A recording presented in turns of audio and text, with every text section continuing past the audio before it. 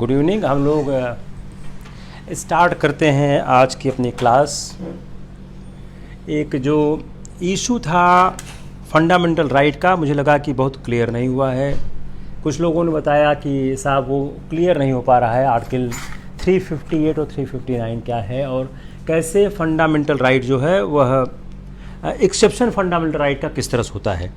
तो let's try to again experiment this issue कि कैसे आसानी से आपको हम वह क्लियर कर सकें कि फंडामेंटल राइट का जो इशू है। देखिए क्या है, बहुत सिंपल सी बात मैं बताने की कोशिश कर रहा हूं कि जो आपका फंडामेंटल राइट है वह फंडामेंटल राइट कई मामलों में एब्सोल्यूटिज्म की तरफ नहीं जाता है। तो उसका मतलब क्या हो गया कि आपके संविधान में कुछ प्रावधान ऐसे हैं जो प्रावधान यह कहते हैं कि फंडामेंटल राइट कुछ परिस्थितियों में वायलेट किया जा सकता है। अगर इसको हम सबसे आसान ढंग से समझने की कोशिश करें तो सबसे आसान ढंग से समझने की कोशिश यही है कि फंडामेंटल राइट कुछ परिस्थितियों में वायलेट हो सकता है। आर्टिकल 358, 359 आप 2 मिनट खोल के पढ़ें तो शायद आपको आसानी हो जाएगी बात को समझने में। Just open article 2, 358 and 359 for minute. कुछ समय के लिए आप आर्टिकल 358 और 359 आप ओपन करें। आप देखें 358, 359 में क्या लिखा हुआ है, आपको काफी तस्वीर साफ होनी शुरू हो जाएगी। आर्टिकल 358 उन परिस्थितियों की बात करता है जिन परिस्थितियों में फंडामेंटल राइट इंप्लीमेंट नहीं हो सकता है।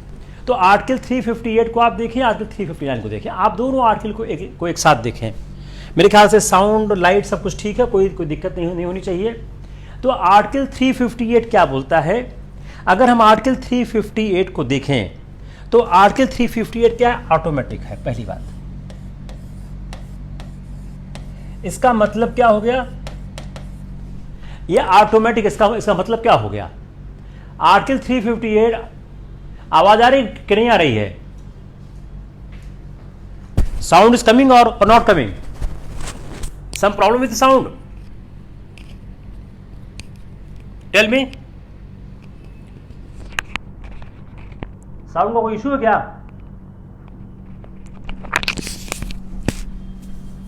Any issue with the sound?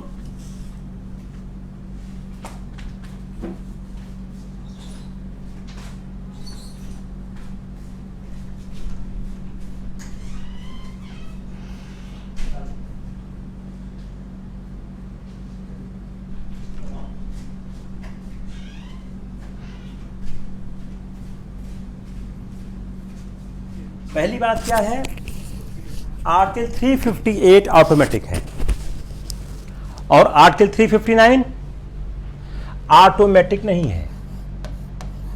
इसको समझने की कोशिश करते हैं कि जैसे ही आर्टिकल 352 लगा, आर्टिकल 352 के लगते ही फंडामेंटल राइट अपने आप ऑटोमेटिक, जैसे ही जिस समय ही इमरजेंसी इंपोज हुई अंडर आर्टिकल 352, तो इमरजेंसी के इंपोज होते ही आपका automatic fundamental right under article 358 absolute नहीं रह गया। इसके लिए क्या करना होगा? प्रेसिडेंट का ऑर्डर पास करना होगा। क्लियर हुआ? ये किसको क्लियर नहीं हुआ?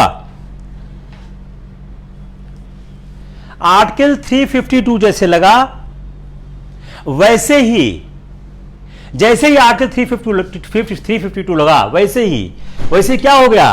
आर्टिकल 352 लगते ही आपका फंडामेंटल राइट क्या हो गया? एब्सोल्यूट नहीं रहा, उसका हरण हो गया। थोड़ा देशी भाषा में समझते हैं। लेकिन जो अनुच्छेद 359 के तहत है, ऑटोमेटिक नहीं हुआ, प्रेसिडेंट का ऑर्डर पास होना होगा। यह है नंबर 1। आगे चले। नंबर 2, यह आर्टिकल 19 के संदर्भ में है। अगर आप 358 को साफ साफ पढ़ें आपको दिख जाएगा। यह जो है यह आर्टिकल 19 के संदर्भ में है। यह न्यायालय जाने से रोकने के लिए है।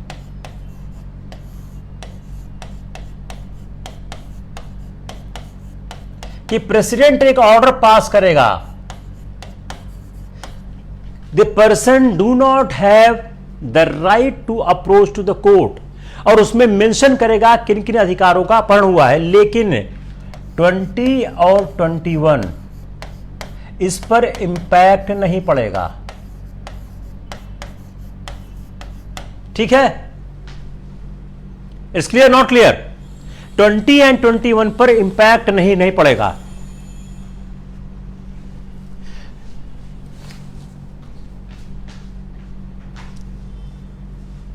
तीसरा, वॉर एंड एक्सटर्नल एग्रेशन। सिर्फ 2 मुद्दों पर है ये, आर्म्ड रिबेलियन पे नहीं है। Know on armed rebellion.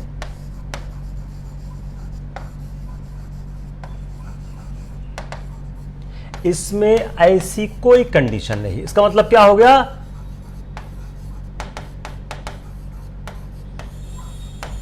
इसका मतलब क्या हो गया कि यह तीनों में से किसी भी आधार पर उसको आप लगा सकते हो। चौथा, no need to approval of parliament.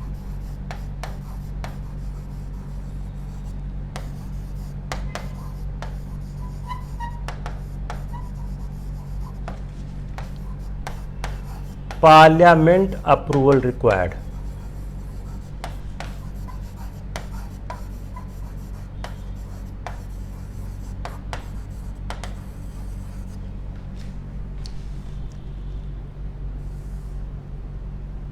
ठीक है, it's clear not clear?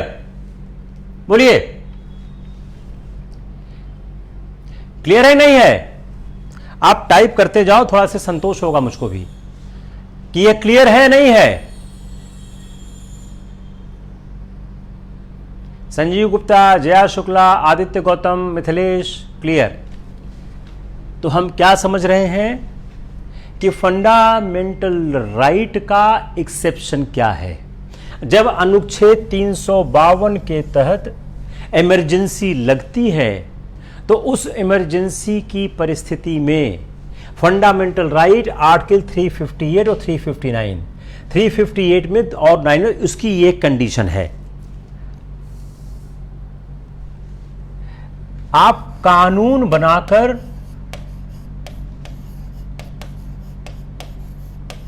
Right को हटाते हो। ठीक है, अब जो कानून बनता है, the law which is going to made, उसका आपातकाल से संबंध होना चाहिए।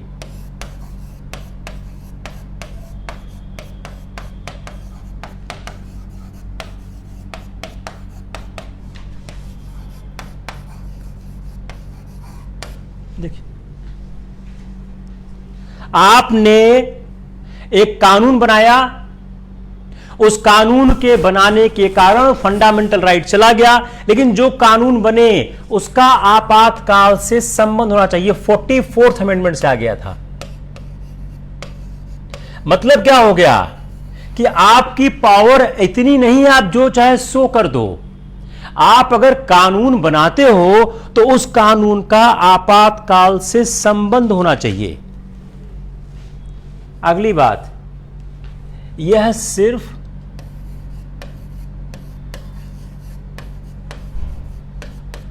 आपातकाल तक ही रहेगा। It will be only up to the emergency. आपातकाल तक ही रहेगा, यह सिर्फ आपातकाल तक ही रहेगा। It is only up to the emergency. यह आपका कल क्लियर शायद नहीं हो पाया था उतना, ऐसा मुझको लगा, एक दो लोगों के मैसेज आए कि सर बहुत क्लियर नहीं हुआ है, तो I thought let's revisit again. आप लोग उसको फिर से देखिए और raise the question if you think there is some issue, raise any, आप उसको फिर से देखिए और बताइए अगर कोई समस्या है आपको तो। I will try to clarify this. See this, इसको आप देखें, कोई समस्या हो तो आप तुरंत बताएं।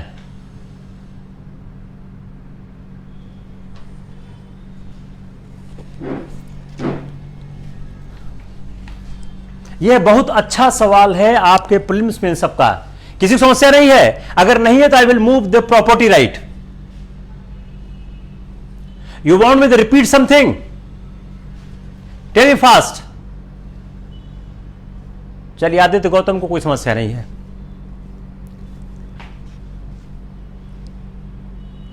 वरुण पाठक अंशु, मैं 44th अमेंडमेंट 42nd अमेंडमेंट जब संविधान संशोधन पढ़ाऊंगा उसको व्यापक पढ़ाऊंगा, तो आप इंतजार करिए, संविधान संशोधन आपका आने वाला है, जब वो लेक्चर आएगा तो पूरा पूरा क्लियर हो जाएगा।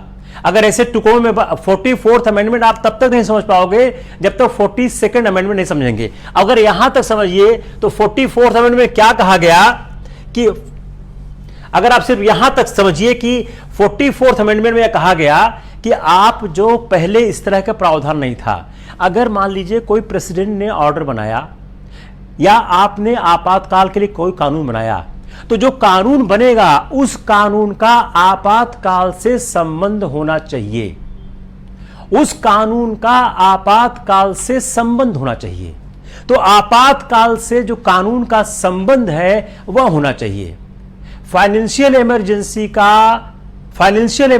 का फंडामेंटल राइट से कोई रिलेशन नहीं है।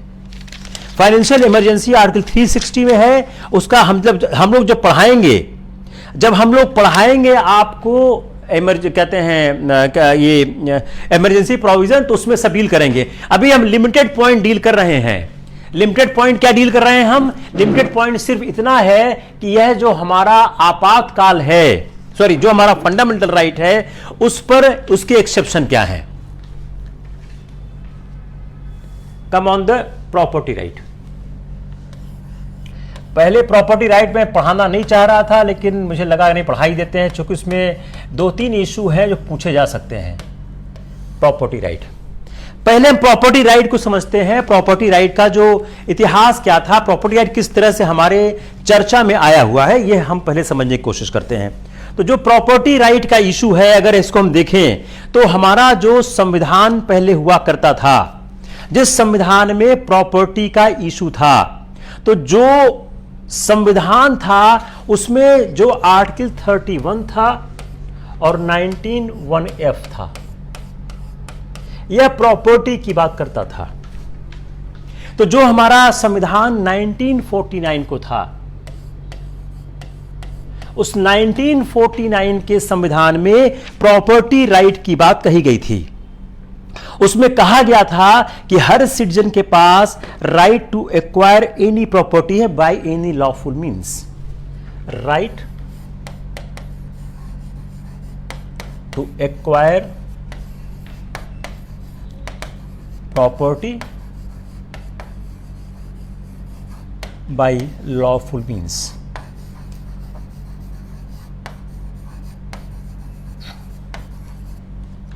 कानून के तहत आपके पास प्रॉपर्टी को एक्वायर करने का अधिकार है, और जो यह प्रॉपर्टी एक्वायर की जाती है, तो जो गारंटी दी गई थी, वो गारंटी दी गई थी कि हर आदमी को प्रॉपर्टी एक्वायर करने का, एंजॉय करने का और डिस्पोज ऑफ करने का अधिकार है। तो अगर हम इसको इंटरप्रेट करने की कोशिश करें कि every citizen has the right to acquire any property by lawful means, उसमें क्या क्या आ गया? उसका इनहेरिटेंस भी आ गया, पर्सनल उसकी सेविंग्स भी आ गई, पर्सनल अर्निंग्स भी आ गई, और अदर इश्यूज भी आ गए। वह अपनी प्रॉपर्टी होल्ड कर सकता है, डिस्पोज ऑफ कर सकता है, लिमिटेड टू। अब लिमिटेड टू समझने की कोशिश करिए कि जो व्यक्ति के पास प्रॉपर्टी रखने का अधिकार था वह कैसे लिमिटेड था, हाउ इट वॉज लिमिटेड। तो व्यक्ति के संपत्ति के अधिकार पे निर्बंधन किस तरह थे, जो एक रीजनेबल रिस्ट्रिक्शन का कॉन्सेप्ट है वो वहां भी था कि व्यक्ति के संपत्ति रखने के अधिकार पे जो रिस्ट्रिक्शन थे वह रीजनेबल रिस्ट्रिक्शंस लगाए जा सकते हैं। तो पहली बात क्या कही गई कि व्यक्ति के पास संपत्ति रखने का अधिकार है और उस संपत्ति के अधिकार पर रीजनेबल रिस्ट्रिक्शन लगाए जा सकते हैं। ये किसके लिए लगाए जाएंगे? पब्लिक पर्पस के लिए। तो जो आप रिस्ट्रिक्शन लगाओगे वह पब्लिक पर्पस के लिए रिस्ट्रिक्शन लगाया जाएगा। तो रिस्ट्रिक्शन लगेगा फॉर पब्लिक पर्पस। तो व्यक्ति के पास संपत्ति रखने का अधिकार है, लेकिन यह अधिकार पे निर्बंधन लगाया जा सकता है, युक्त प्रतिबंध लगाए जा सकते हैं लोक हित को ध्यान में रखते हुए, बाई रीजनेबल रिस्ट्रिक्शन। दूसरा, any other restriction imposed bye the state to protect the interest of the scheduled tribe. Any other restriction by state to protect interest of scheduled tribe. ये 19(1)(f हुआ करता था। तो कोई भी रीजनेबल जो restriction है जो प्रोटेक्ट करे interest of the schedule tribe को, तो जो अगर हम इन दो प्रावधानों को समझने की कोशिश करें तो एक रीजनेबल रिस्ट्रिक्शन होना चाहिए। तो इसका मतलब क्या हो गया कि जो रिस्ट्रिक्शन लगाया जाएगा must not be in excess of the requirement of the interest of general public. जो ये रिस्ट्रिक्शन लगाया जाएगा वह जनरल पब्लिक के इंटरेस्ट से ज्यादा रिक्वायरमेंट का नहीं लगाया जा सकता है, और जो रिस्ट्रिक्शन होगा, जो प्रोसीजर होगा, वह अनरीजनेबल नहीं होना चाहिए। तो जो कॉन्स्टिट्यूशन गारंटी क्या है, इस तरह से कॉन्स्टिट्यूशन गारंटी क्या कर रहा है? What constitution guarantees? What constitution guarantees? Constitution किस बात की गारंटी करता है? कॉन्स्टिट्यूशन समझना है, तुरंत लिखिएगा आप। कॉन्स्टिट्यूशन किस बात की गारंटी करता है? No person shall be deprived of his property save by authority of law. No person deprived property save by authority of law.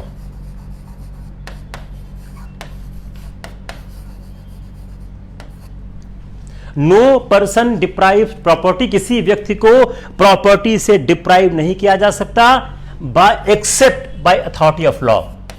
इसको अगर हिंदी में कहें तो किसी व्यक्ति को उसकी संपत्ति से बाहर नहीं किया जा सकता सिवाय कानून की अथॉरिटी के।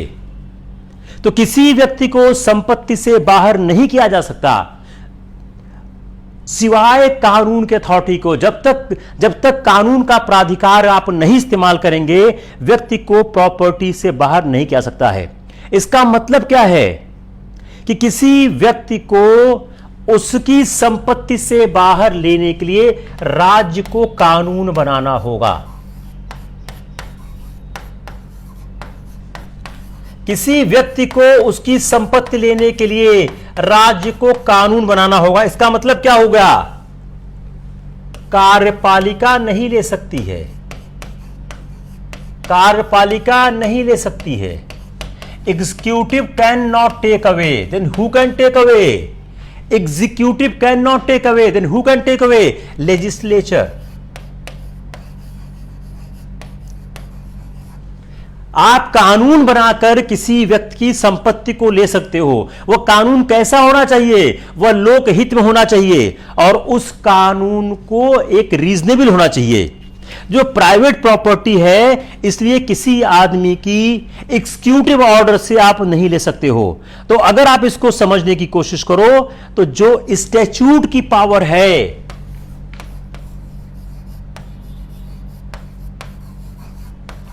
जो स्टैच्यूट की पावर है, आप स्टैच्यूट की पावर से संपत्ति ले सकते हो।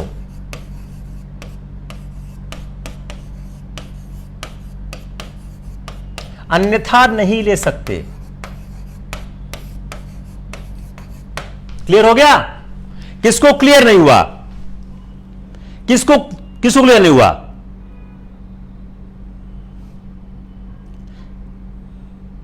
तो इसका मतलब क्या हुआ? अगर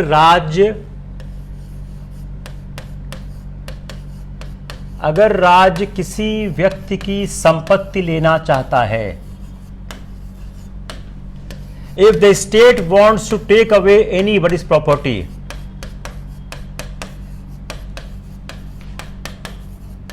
तब उसकी शर्तें क्या हैं?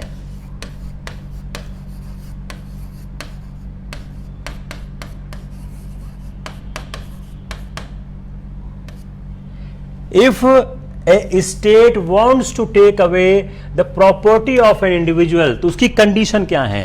किन शर्तों पर राज्य किसी की प्रॉपर्टी ले सकता है? A, public purpose, acquisition must be for public purpose, acquisition must be for public purpose. Second, must provide a payment for the owner. B, must provide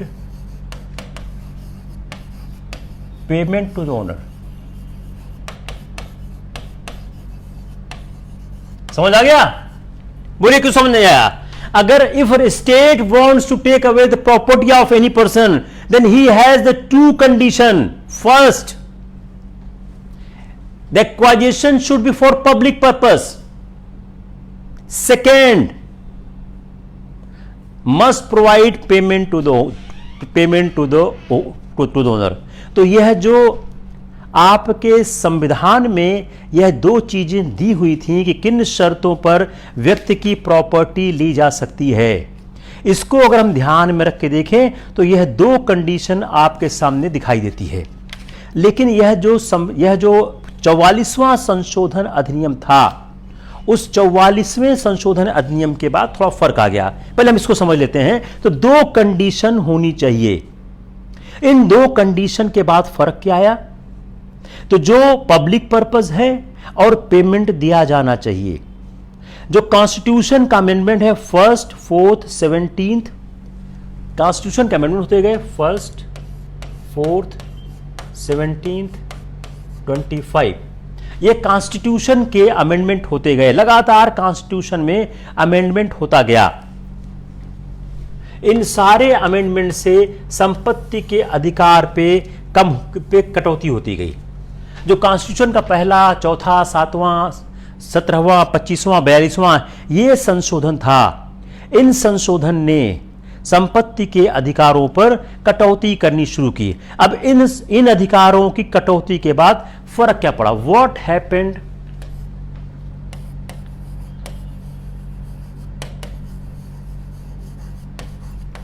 happened property right issue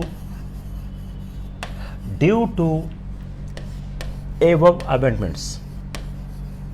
उन संशोधनों के बाद, उन संशोधनों के करने के कारण क्या क्या फर्क आया संपत्ति के अधिकार पर? 1, 7, 14, 1, 4, 7, 17, 25, 42, इसके बाद क्या क्या फर्क आया? पहला क्या है?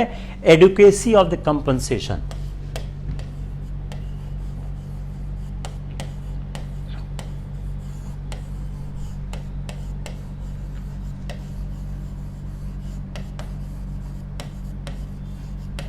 कंपनसेशन की पर्याप्तता, प्रतिदेय की पर्याप्तता, कि जो कंपनसेशन दिया जाएगा उसकी एडुकेसी पे क्या होगा? तो एडुकेसी ऑफ द कंपनसेशन शैल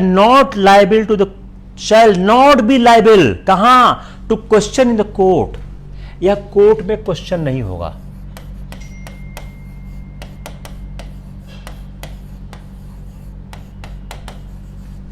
थोड़ा ये कठिन है, आराम से चलते हैं हम लोग, जहां लगे कि आपको दिक्कत हो रही है यू मस्ट टेल मी। तो जो एडिक्वेसी ऑफ द कंपनसेशन है, जो प्रतिदेय की पर्याप्तता है, वह न्यायालय में प्रश्नांकित नहीं होगा। It will not be question the court. तो पहला महत्वपूर्ण परिवर्तन आया कि जो प्रतिदेय की पर्याप्तता है उस पर कोई क्वेश्चन न्यायालय में नहीं उठाया सकता। इसका मतलब क्या हो गया कि किसी भी व्यक्ति की संपत्ति को पब्लिक पर्पस के लिए ले लिया जाएगा तो वह इस बात को चैलेंज नहीं करेगा कि उसको फुल वैल्यू मिली या नहीं मिली। फुल वैल्यू के मामले में चैलेंज नहीं कर सकता। क्लियर हुआ?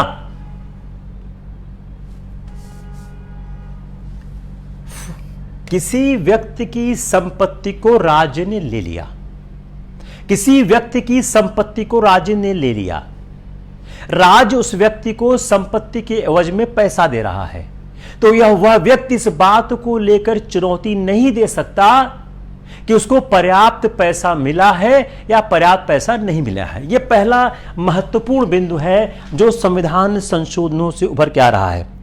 चौथे अमेंडमेंट में जो कहा गया कि जो कंपनसेशन है उसको इंप्लीमेंट कैसे किया जाए, market value of the property at the date of the acquisition. Second, compensation को कैसे देखा जाए।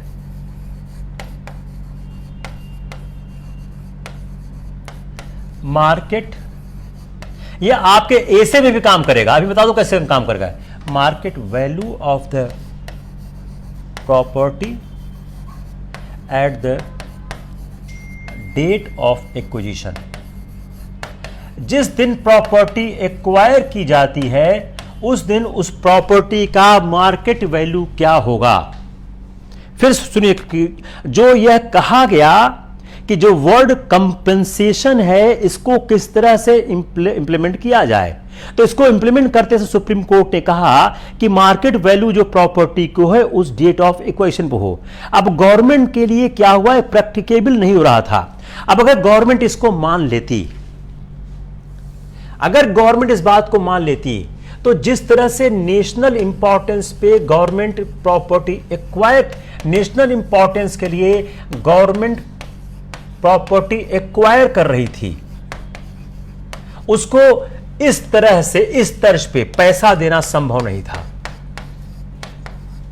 तो जो एक सुधार कार्यक्रम सरकार चला रही थी उस सुधार कार्यक्रमों को ध्यान में रखते हुए अगर कंपनसेशन को मार्केट वैल्यू पर दिया जाता तो यह बहुत मुश्किल था कि वह नेशनल प्लानिंग और डेवलपमेंट को फुल मार्केट वैल्यू पर देकर वह सरकार लोगों की जमीन ले सकती थी। तो कंपनसेशन जो इंप्लाई करता है full monetary equivalent of property taken from the owner that it is the market value at the date of acquisition. तो जो एक कंपनसेशन मार्केट वैल्यू के लिए किया गया वह उचित नहीं लग रहा था। उन्होंने क्या किया, कंपनसेशन शब्द को रिप्लेस कर दिया अमाउंट से,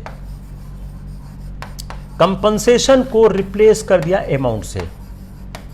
जो हमने एक इंटरप्रिटेशन समझाया कि सुप्रीम कोर्ट ने इंटरप्रेट किया कि कंपनसेशन क्या है, market value of property at the date of acquisition. तो जो सरकार एक राष्ट्रीय सुधार और विकास कार्यक्रम चला रही थी उस राष्ट्रीय सुधार और विकास कार्यक्रम को ध्यान में देखते हुए इतना पैसा देना संभव नहीं था। तो उन्होंने 25वें संविधान संशोधन के द्वारा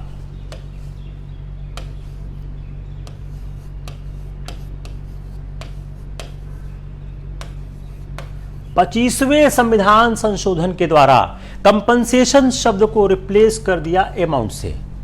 उन्होंने कंपनसेशन शब्द को अमाउंट से रिसीव से कर दिया। इससे फायदा क्या हो रहा है, इससे फायदा यह होगा कि आप कंपनसेशन के नाम पर कोर्ट में नहीं जा सकते। हमने जो अमाउंट दिया आप स्वीकार करो। अब केशवानंद भारती केस में सुप्रीम कोर्ट के सामने यह मुद्दा आया। केस ने कहा ठीक है आप कंपनसेशन को अमाउंट से रिप्लेस कर दो, लेकिन जो प्राइस हो वह आर्बिट्रेरी ना हो,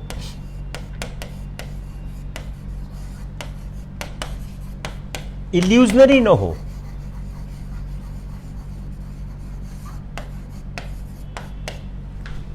तो केशवन भारती केस का ठीक बना, आप कंपनसेशन को अमाउंट से रिप्लेस कर दो, आप करना चाहते हो, लेकिन ऐसी प्राइस मत दो कि वो आर्बिट्रेरी हो और इल्यूजनरी हो। तो प्रिंसिपल ऐसा होना चाहिए कि प्रॉपर्टी के साथ उसकी साम्यता स्थापित होनी चाहिए।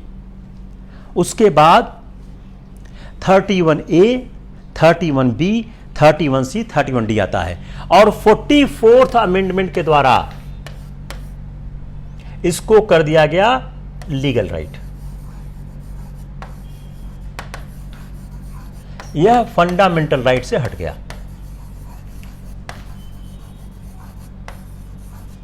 अब इस बैकग्राउंड में हम आगे बढ़ने की कोशिश करते हैं। 31A, 31B, 31C, 31D। किसी को ऐसा है जिसको क्लियर ना हुआ हो? कोई ऐसा आदमी है? बताओ,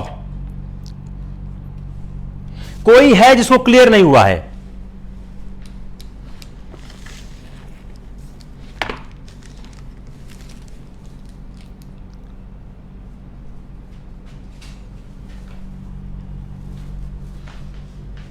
क्लियर हो गया? अंजलि सिंह को क्लियर है? और जल्दी बोलिए। Very good. अविनाश को क्लियर है?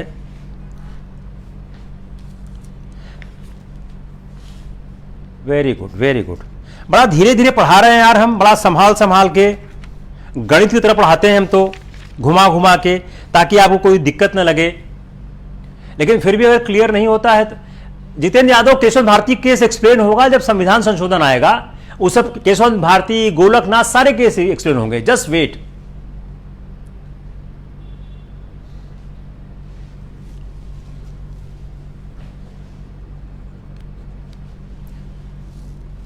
आर्टिकल 31 और आर्टिकल 19(1)(f, आर्टिकल 31 और आर्टिकल 19(1)(f), अगर आप अपना एक्ट खोल के देखिए तो आर्टिकल 31 जो मैंने एक्सप्लेन किया, आर्टिकल 19(1)(f) दो रिपील कर दिए गए। आर्टिकल 31 और आर्टिकल 19(1) रिपील किए गए। उस रिपील करने के पीछे बैकग्राउंड क्या था वह मैंने आपको बता दिया। अब आते हैं 31A। अब लेट्स सी द 31A। अगर हम इसको देखें तो जो 1978 के बाद हम सिर्फ 4 कॉन्स्टिट्यूशनल प्रोविजन के पास रह गए as for as the right to property is concern. 31A, 31B, 31C, 300A।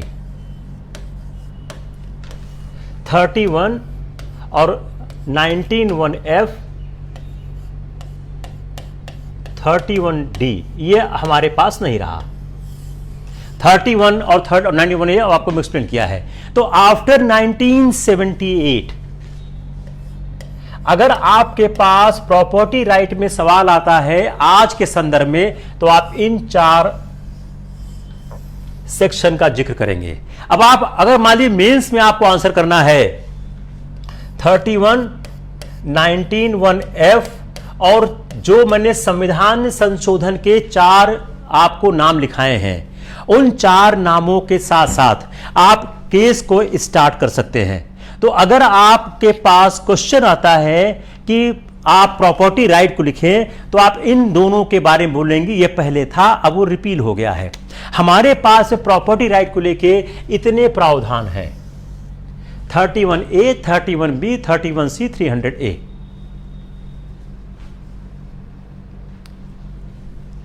Anjali Singh, कोई जरूरत नहीं समझने की 31 और 91(f), अगर आप समझना चाहोगे बहुत लंबा चलेगा। हमने अभी आपको 91(f), 31 दोनों मैंने आपको भी अभी समझाया हुआ है। अगर आप देखें अभी तुरंत समझाया हुआ है।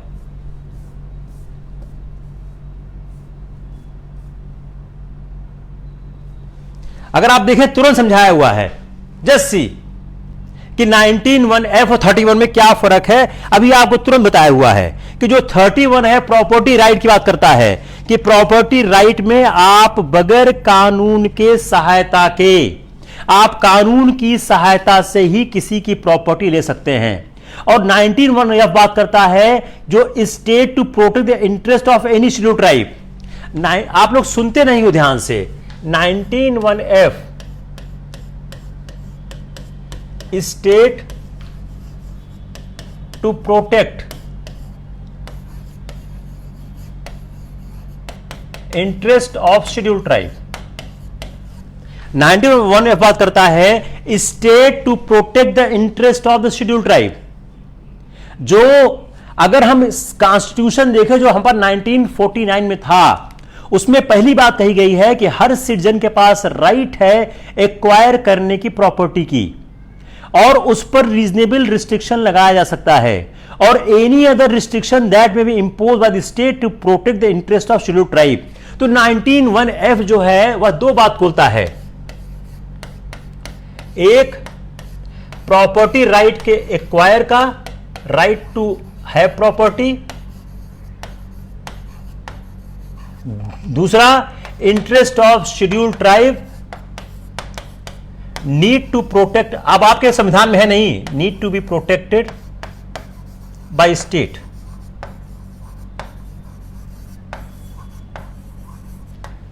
It's clear.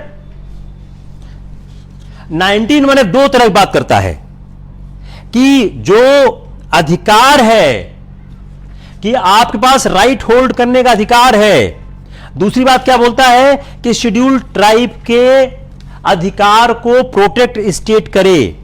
और जो आर्टिकल 31 था वह बोलता है किसी भी आदमी को, जो 30 बोलता है किसी भी आदमी को विधि के प्रक्रिया के बगैर, मैंने अभी बताया था, प्रक्रिया के बगैर संपत्ति से बेदखल नहीं कर सकते।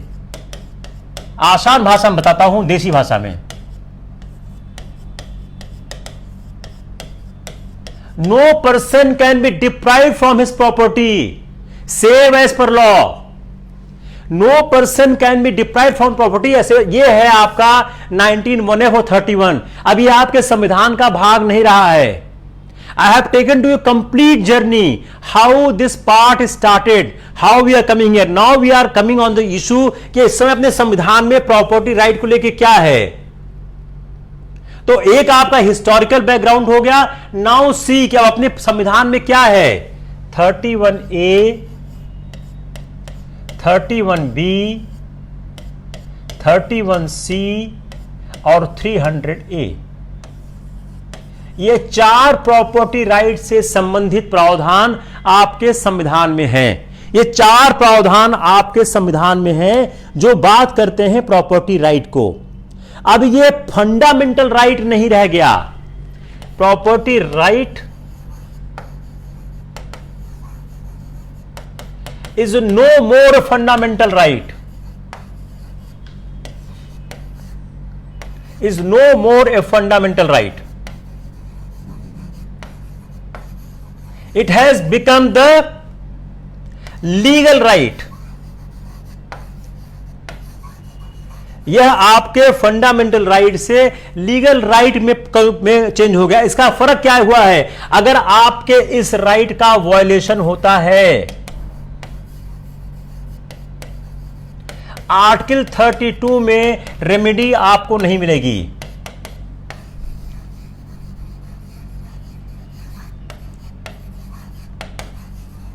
आर्टिकल 32 में आपको रेमेडी नहीं मिलेगी। आप नॉर्मल लीगल रेमेडी प्राप्त कर सकते हो, लेकिन आर्टिकल 32 में रेमेडी आपको प्राप्त नहीं होगी अगर आपके अधिकारों का अपहरण किसी भी तरह से होता है।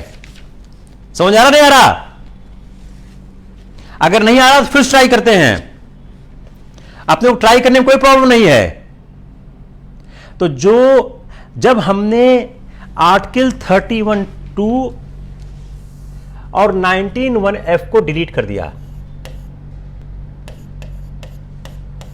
19(1)(f) हमने डिलीट कर दिया,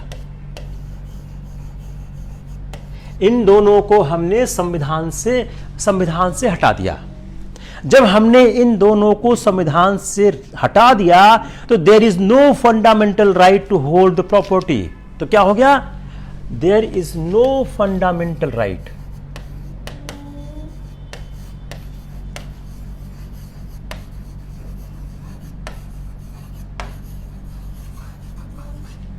to hold the property।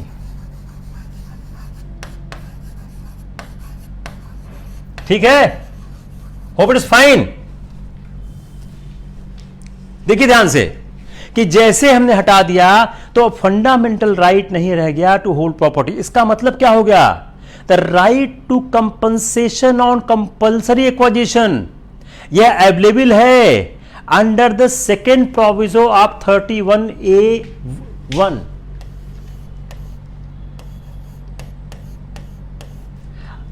अब इन दोनों को मिला के सवाल बनाइए प्रीलिम्स का। हमने right to have the property as a fundamental right हटा दिया, उसके बाद हमको कंपनसेशन मिल सकता है। हां मिल सकता है, यस। जो आर्टिकल 31(1) का जो प्रोविजो है इसमें आपको कंपनसेशन मिल सकता है। फिर से आप ध्यान सुनिए कि हमने जब 31(2) और 19(1) को हटा दिया, उससे हमारे पास प्रॉपर्टी को होल्ड करने का फंडामेंटल राइट नहीं रह गया। लेकिन हमारा अगर प्रॉपर्टी का कंपल्सरी एक्वाजिशन होता है तो हमारे पास प्रॉपर कंपनसेशन लेने का अधिकार है 31A का सेकेंड प्रोविजो। अब पढ़िए इसको। हम इन दोनों को मिला के प्रीलिम्स का सवाल बनाते हैं, इन दोनों को मिक्स करके।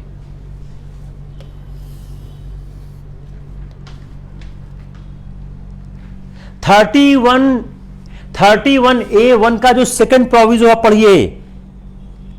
You read the second proviso. जो सेकेंड प्रोविजो है वह आपको बोल देता है कि आपके पास फंडामेंटल राइट के बावजूद कंपनसेशन लेने का प्रोविजन है। कैसे? सब्जेक्ट टू लिमिटेशन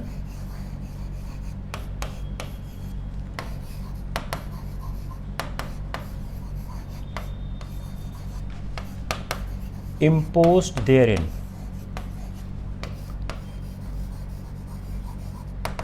इन दोनों को मिला के प्री का सवाल बना रहा हूं मैं, ध्यान से सुनिएगा आप। बहुत अच्छा सवाल है, बहुत कठिन सवाल है।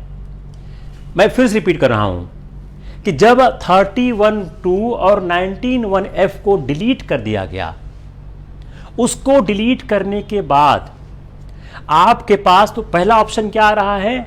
हमने सवाल क्या बनाया कि प्रॉपर्टी राइट को फंडामेंटल राइट से हटा देने के बाद क्या क्या सत्य है? A, there is no fundamental right to hold property. Second, you can have the compensation subject to condition there on. अब आप समझने की कोशिश करिए 31A का प्रोविजो क्या है। Just read for the proviso, just read. यह प्रोविजो बात किसकी करता है? कल्टीवेटर की बात करता है, पर्सनल इफेक्ट की बात करता है, सीलिंग की बात करता है। तीन इंपॉर्टेंट कंडीशंस में दिखती है आपको। अगर आप 31(1) का अगर प्रोविजो पढ़ें, जो 31A(1) second proviso, second proviso start हो रहा है प्रोवाइडेड फर्दर से।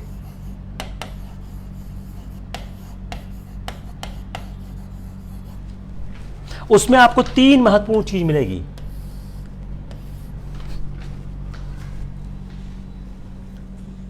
दिखा?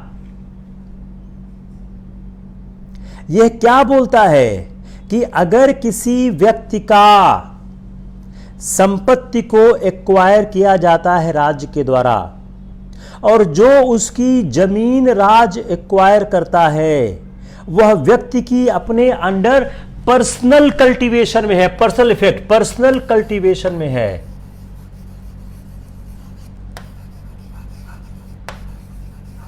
वह उसके अपने पर्सनल कल्टीवेशन में है, व्यक्तिगत खेती में है। तब क्या होगा? वो उसके पर्सनल कल्टीवेशन में है और स्टेट उसका पोर्शन एक्वायर करना चाहता है, और अगर लैंड सीलिंग लिमिट में आती है तब, और उसके साथ बिल्डिंग स्ट्रक्चर है, तो उसके लिए उसको अमाउंट देना पड़ेगा, उसको कंपनसेशन देना पड़ेगा। मैंने इसी के लिए आपको कंपनसेशन और अमाउंट का फर्क समझाया था। अमाउंट नहीं, आपको कंपनसेशन देना पड़ेगा। किसको क्लियर नहीं हुआ? यह एक्सेप्शन है। प्रॉपर्टी राइट लीगल राइट होने के बावजूद कुछ परिस्थितियों में वह ओल्ड जो कॉन्स्टिट्यूशन था 1949 का, उसके चरित्र को साथ रख रहा है कि अगर किसी व्यक्ति की जमीन जो उसके अपने पर्सनल कल्टीवेशन में है, अगर राज्य उसको अधिग्रहित करता है तो उसको कंपनसेशन देना पड़ेगा। देखिए वर्ड कंपनसेशन यूज हुआ है। यह सवाल अगर आएगा, मेजॉरिटी आदमी गलत करेंगे। अपना काम क्या है एज ए मेंटर और टीचर, मैं आपको ऐसे ऐसे चीजों पर लेके चलता हूं जो जनरली सही होना आसान नहीं होता है। My job is not only to teach this कि आर्टिकल 4 क्या है, 5 क्या है, 6 क्या है, ये अपना काम नहीं है। अपना काम क्या है, जो यूपीएससी के जो टफेस्ट क्वेश्चन आते हैं उसको हैंडल किया जाए। किसको क्लियर नहीं हुआ? I don't believe everyone has cleared this, because for me also I have taken time to understand.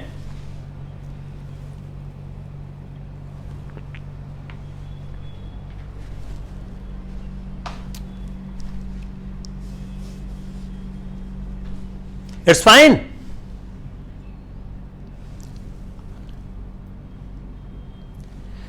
और जो हमने 300A में प्रॉपर्टी राइट को डाल दिया है, इसका मतलब क्या हो गया?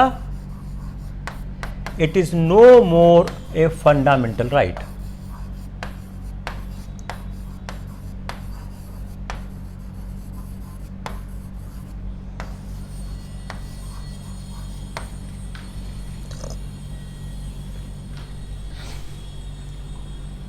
Aditya sir here what will be calculation of the is it market value? आप देखिए सारा झगड़ा क्या है, कंपनसेशन वर्सेस अमाउंट।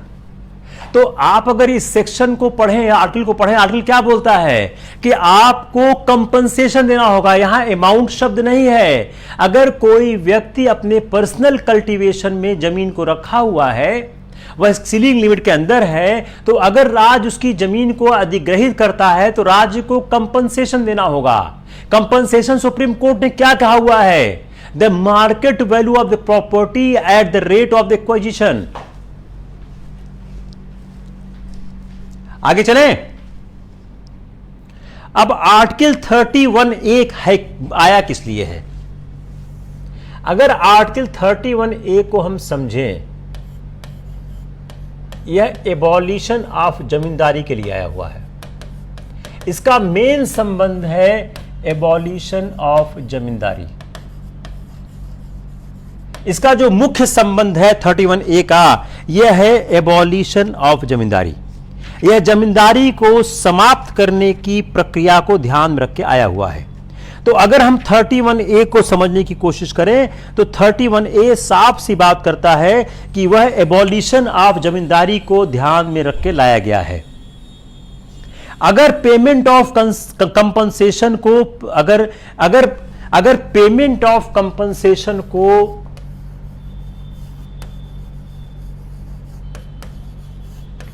इनको राज्य पर फोर्स किया गया होता तो राज्य भूमि सुधार कार्यक्रम नहीं चला सकता था। तो राज्य भूमि सुधार कार्यक्रम नहीं चला सकता था।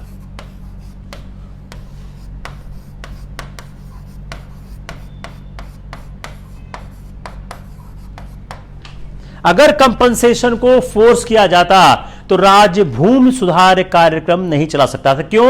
राज्य के फाइनेंशियल रिसोर्सेज इतना नहीं होते हैं। तो एग्रीगेरियन रिफॉर्म को ध्यान में रखते हुए सवाल ऐसे ही आते हैं यार, मेंस में तो ऐसे ही आएंगे। अब एग्रीगेरियन रिफॉर्म को ध्यान में रखते हुए, एग्रीगेरियन रिफॉर्म को ध्यान में रखते हुए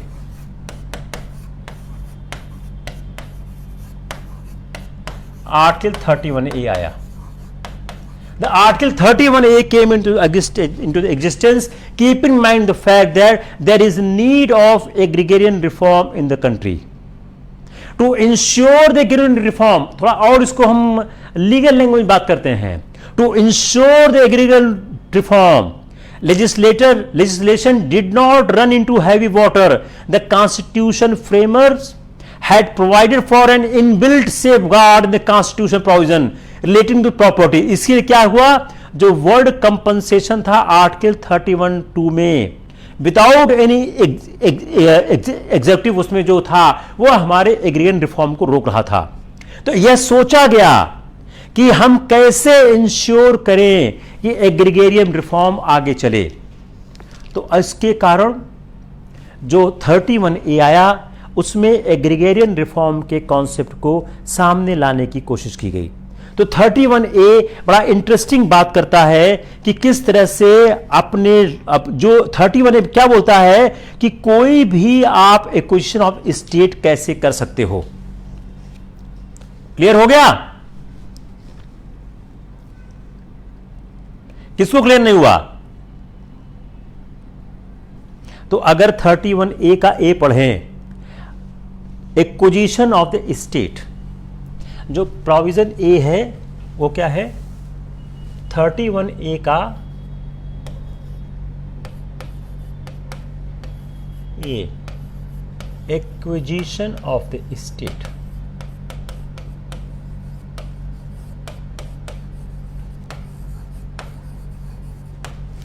आप देखें आपके संविधान में साफ साफ लिखा है एक्विजिशन ऑफ द स्टेट। आप 31A से आप ट्रेवल करना शुरू करें, एक्विजिशन ऑफ स्टेट को किस तरह से उन्होंने देखने की कोशिश की है। तो जो 31A है वह रिलेट करता है एक्विजिशन ऑफ द स्टेट और इस बात को पॉसिबल करता है कि कैसे हम एग्रीगेरियन रिफॉर्म को इंप्लीमेंट करें, कैसे हम फॉरवर्ड ले जाएं। तो एग्रीगेरियन रिफॉर्म को फैसिलिटेट करने के लिए और सोशल कंट्रोल और मींस ऑफ प्रोडक्शन को ध्यान रखते हुए रिफॉर्म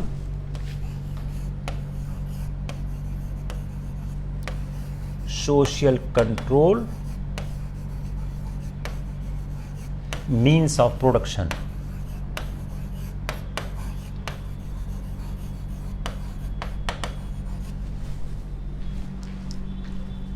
सोशल कंट्रोल और मींस ऑफ प्रोडक्शन, इसको ध्यान में रखते हुए 31A हमारे अस्तित्व में आया। तो यह ऐसे राइट के एक्सटिंग्विशमेंट और मॉडिफिकेशन की बात करता है जो एग्रीगेरियन रिफॉर्म की स्पीड को फास्टन करे। तो यह कहता है कि ऐसा law providing from taking over the management of any property by the state for a limited period. दूसरा कि देखिए, एक तो फर्स्ट क्या हो गया, acquisition of the state, B management limited period.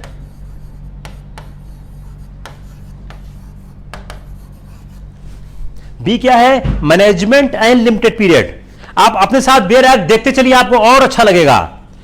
Taking over management for the limited period. तीसरा, amalgamation of the corporation,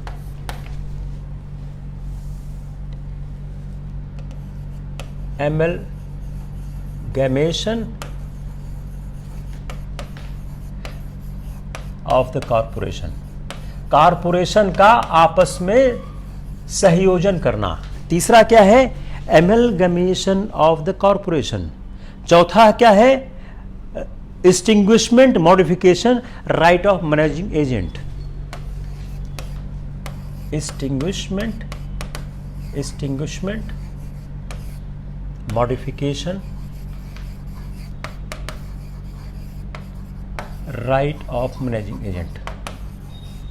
अब इन चार शब्दों को जो इंपॉर्टेंट है हम आपको समझाने की कोशिश करते हैं और मैनेजिंग एजेंट, हम इन 4 शब्दों को आपको समझाने की कोशिश करते हैं कि कैसे ये किया। लास्ट क्या है? Extinguishment of right, accruing virtue of any agreement of the licence. अगर लास्ट देखें आप, जो आपका ई है, ई क्या है? एक्सटिंग्विश जो है एग्रीमेंट, एक्सटिंग्विशमेंट मतलब समापन, एग्रीमेंट माइंस मिनरल्स। अब आप इन 5 शब्दों को समझने की कोशिश करिए। तो जो आपके जो मिनरल्स हैं और मिनरल ओर्स हैं, उनके बारे में क्या विचार बनाया गया, अब हम इसको देखने की कोशिश करते हैं। जो हमारा आर्टिकल, अब आप सुनिए, आप 2 मिनट केयरफुली सुनिएगा।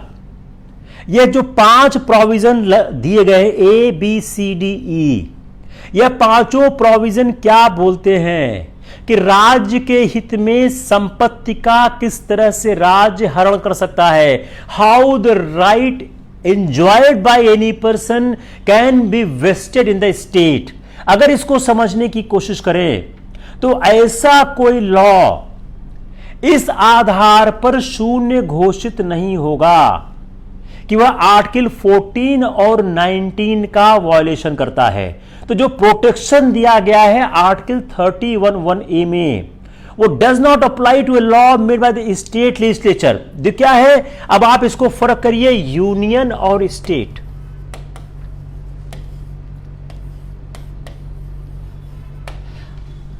आपका जो संविधान में उन्होंने 5 दिया, एक एक्विजिशन ऑफ द स्टेट को लेके है, एक है मैनेजमेंट फॉर लिमिटेड पर्पस। आप लिमिटेड याद रखिए, हमेशा नहीं हो सकता है। एमेलगेमेटेड, आपको 2 कॉर्पोरेशन का एमेलगेमेशन है। मैनेजमेंट एजेंट के राइट का समापन है। और माइंस मिनरल ऑयल का अगर कोई एग्रीमेंट है, उसका समय से पूर्व समापन अगर राज्य करता है तो वह 14 और 19 के उल्लंघन के आधार पर शून्य नहीं होगा। लेकिन अगर राज्य इस तरह का कोई कानून बनाता है तो मान्य तभी होगा जब राष्ट्रपति की अनुशंसा हो।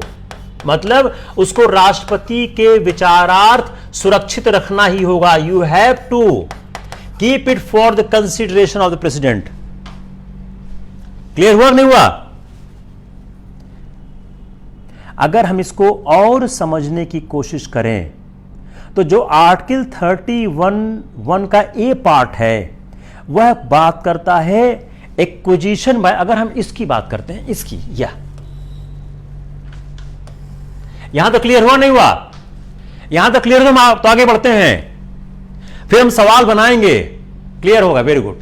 जो आर्टिकल 31(1) का ए बात करता है एक्विजिशन बाय द स्टेट, राज्य के द्वारा अधिग्रहण, एनी राइट, किसी राइट का, या एक्सटिंग्विशमेंट ऑफ द राइट, मैं आपके बेर एक्ट से तोड़ रहा हूं, extinguishment of the right of the holder, किसी व्यक्ति के अधिकार का समापन, modification of any such right, किसी व्यक्ति के पास कोई अधिकार है उसको पुनर्व्याख्यायित करना, मॉडिफाई करना। अगर और इक्विजिशन इन्वॉल्व करता है ट्रांसफर ऑफ ओनरशिप, तो यह जो लॉ प्रोवाइड करेगा वह लॉ वैलिड होगा अगर वह संविधान के अनुच्छेद 14 और 19 का उल्लंघन करता है। अगर मूल अधिकारों का उल्लंघन करता है तो भी ऐसा कोई अधिकार, ऐसा कोई कानून जो राज्य की संपत्ति, राज्य के द्वारा संपत्ति के ग्रहण से संबंधित है, वह कानूनन मान्य होगा। वह क्लियर नहीं हुआ? जल्दी बताओ। तो अगर हम देखें तो जो आर्टिकल 31(1)(a) है, इसमें 2 बड़े इंपॉर्टेंट शब्द हैं।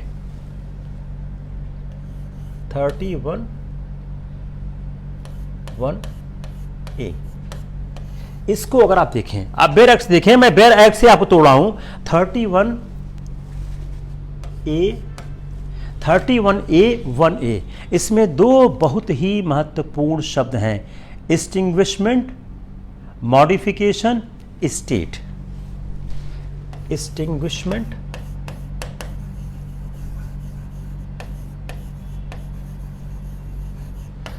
Modification, state. Extinguishment, modification and state. तो जब कोई स्टेट एक्वायर करता है किसी स्टेट के राइट को, और या स्टेट के राइट को एक्सटिंग्विश कर, या राइट को एक्सटिंग्विश करता है या मॉडिफाई करता है, वह मान्य होगा। यह एग्रीगेरियन रिफॉर्म के लिए किया गया।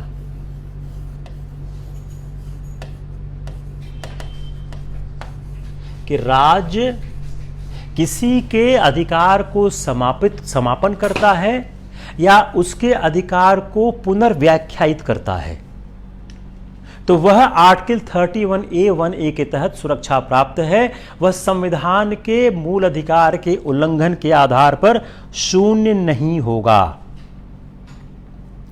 इसका मेन पर्पस क्या था? इसका मेन पर्पस क्या था? इसका मेन पर्पस है क्या? कंसंट्रेशन ऑफ एग्रीकल्चरल लैंड को। मेन पर्पस क्या है?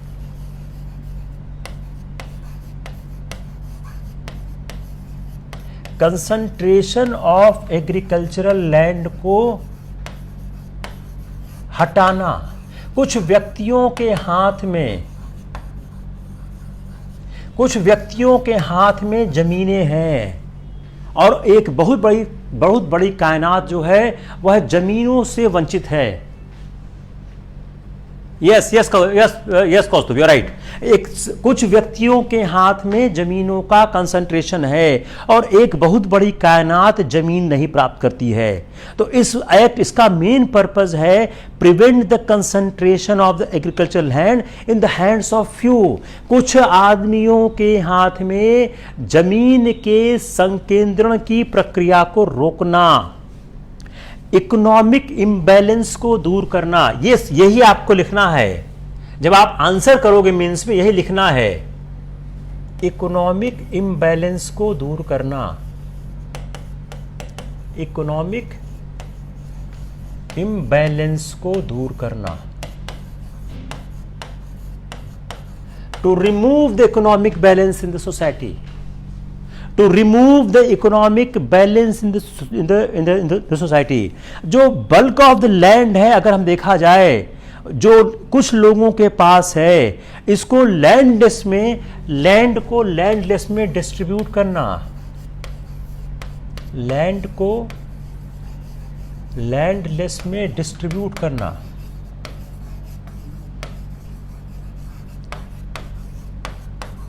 लैंड को लैंडलेस में डिस्ट्रीब्यूट करना। जिन आदमियों के पास जमीनें नहीं हैं, लोगों से जमीन लेकर लोगों को जमीन देना। तो यह एक सामाजिक उत्थान का कार्यक्रम है। तो जो इस आर्टिकल का लक्ष्य है वह एग्रीगेरियन रिफॉर्म का है, और एग्रीगेरियन रिफॉर्म एक डायनेमिक कॉन्सेप्ट है, यह एक स्टैटिक कॉन्सेप्ट नहीं है। क्लियर हुआ? अब इसी के साथ हम वो सेकंड प्रोविजो आपको इंटरप्रेट कर देते हैं, जो मैंने अभी आपको समझाया था। इसी के साथ हम आपका सेकंड प्रोविजो इंटरप्रेट करते हैं। आप पढ़िए सेकंड प्रोविजो जो है आपके 31A में, जो अभी मैंने बताया था, इसको मैं थोड़ा सा और इंटरप्रेट करता हूं। जो सेकंड प्रोविजो है वह एक लिमिटेशन देता है, जो 17th अमेंडमेंट था 1964 में, जिसने जो कॉन्सेप्ट उसमें बात किया। जो सेकंड प्रोविजो है वह लैंड हेल्ड किया जाता है एक आदमी के द्वारा अपने पर्सनल कल्टीवेशन में, ceiling fix by law. Personal cultivation,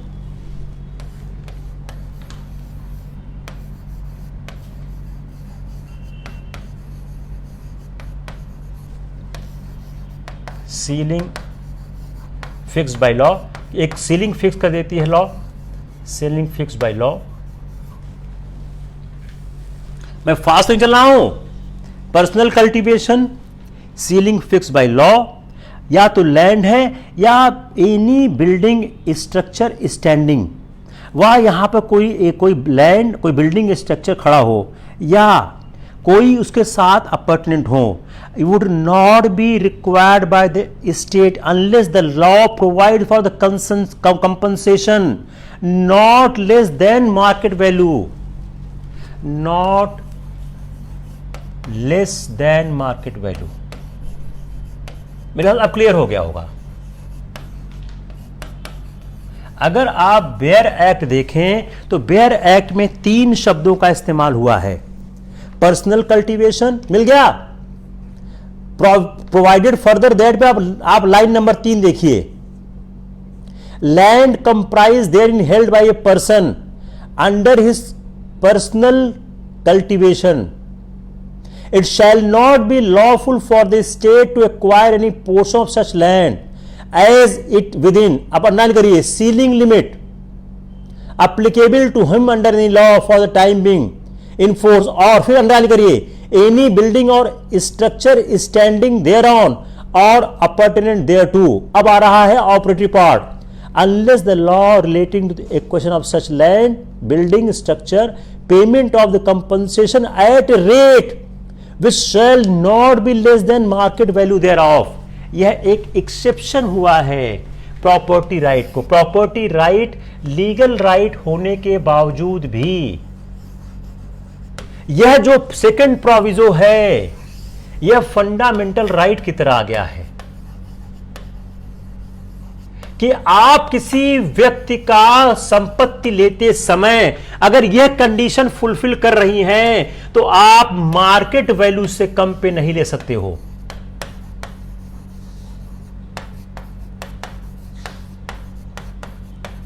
market value से कम पे नहीं ले सकते हो। यह आप अमाउंट नहीं दोगे, आप कंपनसेशन दोगे।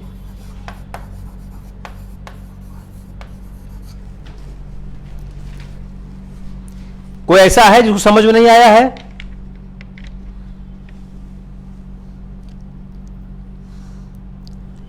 इसका दूसरा एक्सेप्शन भी है, देखिए अमाउंट और कंपनसेशन, एक तो आपने यह पढ़ दिया एक्सेप्शन, एक दूसरा एक्सेप्शन भी है। दूसरे एक्सेप्शन के लिए आप खोलिए आर्टिकल 30 सब सेक्शन 1A, 30 सब सेक्शन 1A। आर्टिकल 30 सब सेक्शन 1 बात करता है कि कोई भी अगर माइनॉरिटी इंस्टीट्यूट की प्रॉपर्टी एक्वायर की जाएगी और वह एक एजुकेशनल इंस्टीट्यूशन है जो एडमिनिस्टर की जा रही है बाय माइनॉरिटी, तब स्टेट उसको एक्वायर करते समय वह ऐसे अमाउंट को डिटरमाइन करेगा जो उसके राइट को एब्रोगेट नहीं करेगा। आप पढ़िए 30 सब section 1A, state shall ensure that the amount fixed by or determined under such law for the acquisition of such property such as would not restrict or abrogate the right are guaranteed under that clause. आप इन दोनों को याद रखिए, ये exception clause में आ रहे हैं। हो गया क्लियर? हुआ नहीं हुआ?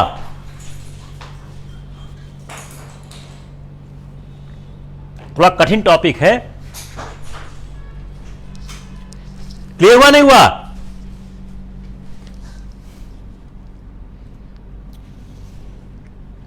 हो गया?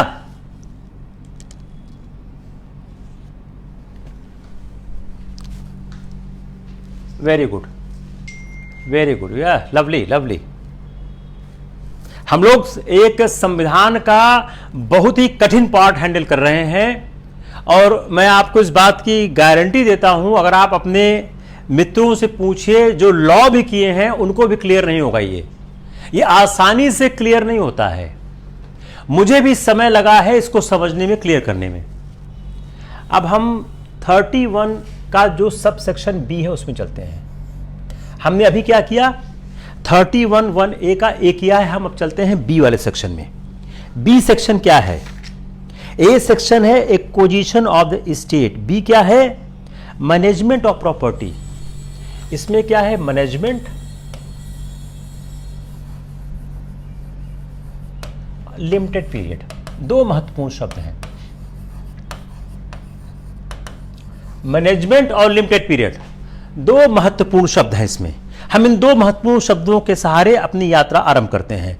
तो जो आर्टिकल 31A(1)(b) का जो प्रोटेक्शन है स्टेट को मिलता है, जो कंपनसेशन के क्लेम के अगेंस्ट प्रोटेक्शन मिलता है, और इसको इस बात के लिए चैलेंज नहीं किया जा सकता कि जो कानून बनाया जा रहा है वो आर्टिकल 14 और 19 के को वायलेट कर रहा है। तो किसी प्रॉपर्टी के मैनेजमेंट को टेक ओवर करने के लिए फॉर लिमिटेड पीरियड, ये शब्द ध्यान रखिएगा, अनलिमिटेड पीरियड के लिए आप नहीं कर सकते हो। अनलिमिटेड पीरियड के लिए आप नहीं कर सकते हो। You can not take away for unlimited period. Period में ही कर सकते हो।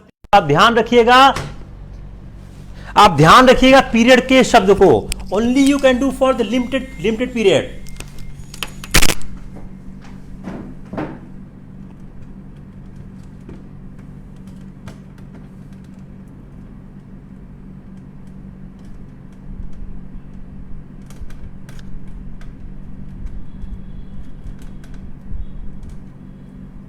तो you can do only for the limited period, ये अनलिमिटेड पीरियड के लिए नहीं हो सकता है। Hope it's clear? आप इसको कर सकते हो only for the limited period. मैं एक्ट से निकाल रहा हूं, कोई मैं अपनी जेब से नहीं निकाल रहा हूं। तो इसका मतलब क्या हो गया कि आप टेक ओवर कर सकते हो फॉर ए लिमिटेड पीरियड। तो एक टाइम लिमिट की आवश्यकता है। तो आप डिप्रिसिएशन कर सकते हो विदाउट कंपनसेशन, और उसके लिए आप लिमिटेड पीरियड के लिए प्राप्त कर सकते हो। जो नेसेसरी कंडीशन है इसके लिए कि किसी प्रॉपर्टी को टेक ओवर के लिए, वह नेसेसरी कंडीशन क्या है? पब्लिक इंटरेस्ट होना चाहिए।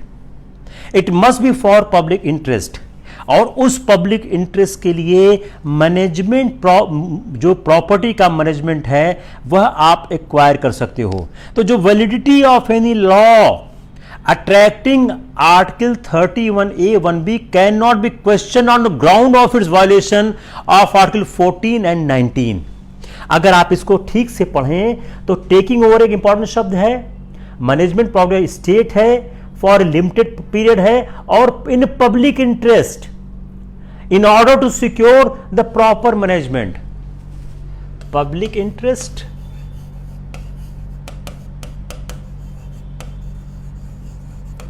in order to secure proper management। देखो सवाल ऐसे ही बनाते हैं, हम लोगों से गलत हो जाता है। हम लोग एक्ट ठीक से पढ़ते नहीं, हम एक्ट ही आपका इंटरप्रेट कर रहे हैं और हम कोई काम नहीं कर रहे हैं आपका। सिर्फ हम एक्ट को इंटरप्रेट करके आपके सामने सवाल लाने की कोशिश कर रहे हैं, कैसे आपका सवाल आसानी से बन जाए। तो जो यह आर्टिकल 31B है वह एक टेम्परेरी पीरियड के लिए है, मैनेजमेंट ऑफ कॉमर्शियल अंडरटेकिंग के लिए है, पब्लिक इंटरेस्ट के लिए है, और सिक्योर प्रॉपर मैनेजमेंट के लिए है। क्लियर हो गया? आगे चले।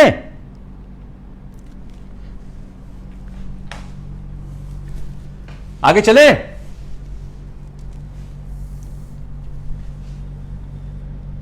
अब C and D, C and D देखते हैं। यह क्या है? रिफॉर्म कंपनी लॉ से यह आया है।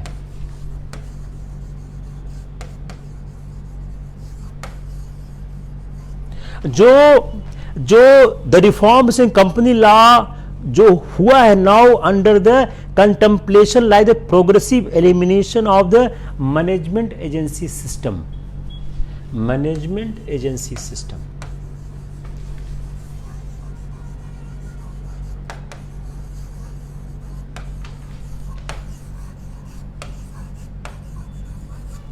सी और डी थोड़ा सा कम इंपॉर्टेंट है, ए और बी बहुत बहुत इंपॉर्टेंट है।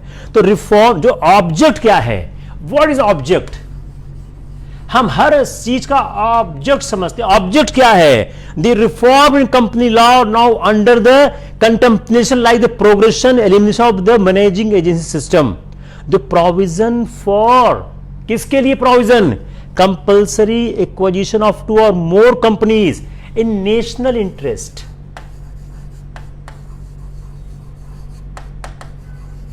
फिर से रिपीट करता हूं मैं, ये क्या है, ऑब्जेक्ट क्या है, प्रोविजन क्यों बनाया गया? कंपल्सरी एमलगमेशन ऑफ 2 और more companies in the national interest. तो जो transfer of undertaking from one company to another, जो required to place before challenge, जो चैलेंज किया जाता है, तो कहा गया जो आर्टिकल 31(1)(c है, has to be literally constitute, और यह इंक्लूड क्या करता है? कोऑपरेटिव सोसाइटीज को भी और उसके अंदर रजिस्टर्ड एजेंसीज को भी। तो आर्टिकल 31(a)(1)(c) 1D यह प्रोटेक्ट करता है जो चेंजेस इंट्रोड्यूस किए गए कंपनी लॉ में, किस लिए? To eliminate the management agency system, managing agency system, और ये प्रोवाइड करता है कंपल्सरी एमलगमेशन 2 या मोर कंपनीज को in the national interest. It's clear, not clear?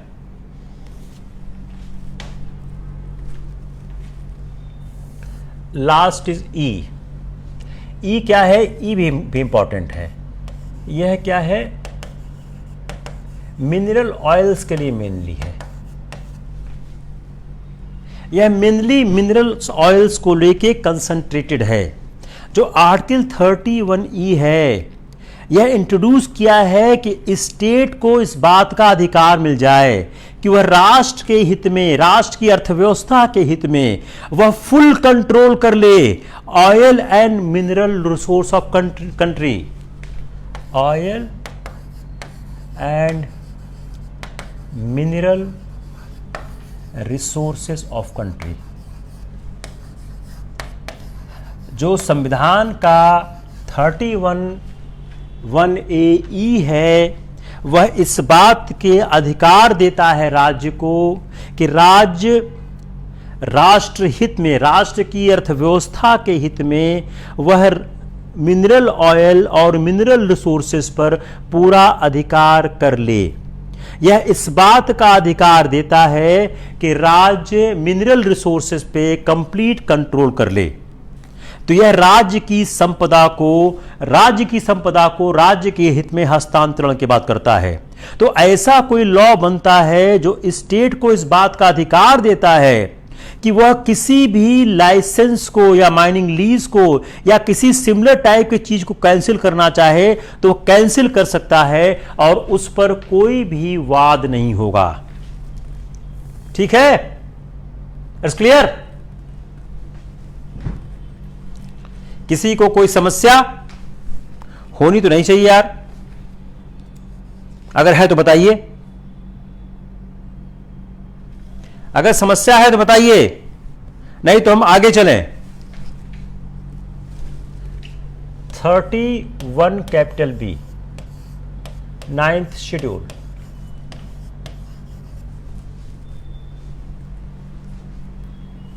(9th schedule, जो 31B और 9th शेड्यूल को दोनों को साथ साथ देखें तो जो आर्टिकल 31B क्या प्रोवाइड करता है कि एक्ट्स और रेगुलेशंस जो मेंशन है 9th शेड्यूल में shall not be deemed to be void, यह शून्य घोषित नहीं किए जाएंगे। 31B क्या बोलता है? आप 31B पढ़िए।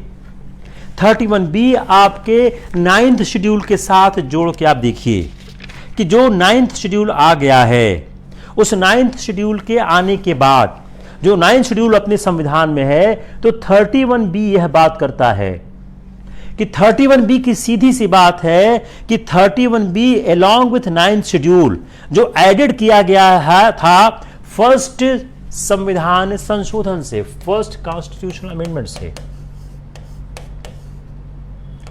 फर्स्ट कॉन्स्टिट्यूशनल अमेंडमेंट से, यह फर्स्ट कॉन्स्टिट्यूशनल अमेंडमेंट से यह ऐड किया गया है।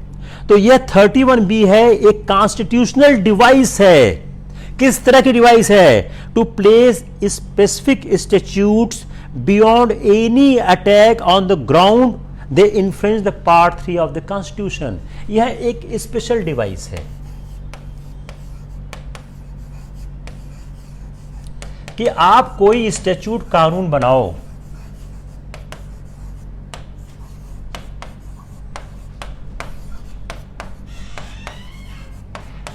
वह पार्ट 3 के अटैक से बरी हो जाए। कि आप कोई कानून बनाओ, ऐसा कोई कानून बन जाए जो पार्ट 3 का वायलेशन करता है, लेकिन 9th शेड्यूल में होने के कारण उस पर कोई एक्शन नहीं लिया जा सकता है। तो article 931B and 9th schedule है, उसने इस बात को सुनिश्चित कर दिया है कि 9th शेड्यूल में अगर कोई चीज डाल दी गई है तो वह मूल अधिकार के उल्लंघन के आधार पर शून्य घोषित नहीं होगी। तो जो इफेक्ट है 13B का, या 13B का इफेक्ट यह होता है कि 9th शेड्यूल में डाला गया कोई भी चीज मूल अधिकार के उल्लंघन के आधार पर शून्य घोषित नहीं होगा। साफ हो गया? तो 31B एक नए तरह की बात को प्रस्तुत करता है। यह एक इनोवेटिव टेक्निक है जो कॉन्स्टिट्यूशनल अमेंडमेंट को कंट्रोल करती है कि it is an specific technique of constitutional amendment जिसमें लेजिस्लेशन ने इनकॉर्पोरेट कर दिया और किसी भी तरह के यह अटैक से इम्यून हो गई। तो यह जो टेक्निक है इसके बारे में कई सवाल भी खड़े किए जा सकते हैं। तो जो 31B है वह 31B पूरी तरह से मुक्त कर देती है संविधान को, पूरी तरह से इम्यून कर देती है प्रोविजंस को कि वह फंडामेंटल राइट के वायलेशन के आधार पर किसी भी तरह से अटैक में नहीं आएगा। तो जो प्रोप्राइटी जो आर्टिकल 31B अगर हम उसको शेड्यूल 9 के साथ पढ़ें तो उसको पढ़ने के साथ एक ब्लैंकेट प्रोटेक्शन प्राप्त होता है, एक ब्लैंकेट प्रोटेक्शन प्राप्त हो जाता है, एक ब्लैंकेट प्रोटेक्शन प्राप्त हो जाता है। इससे ज्यादा आपको नहीं पढ़ाते हैं, आप लॉ के स्टूडेंट नहीं हो।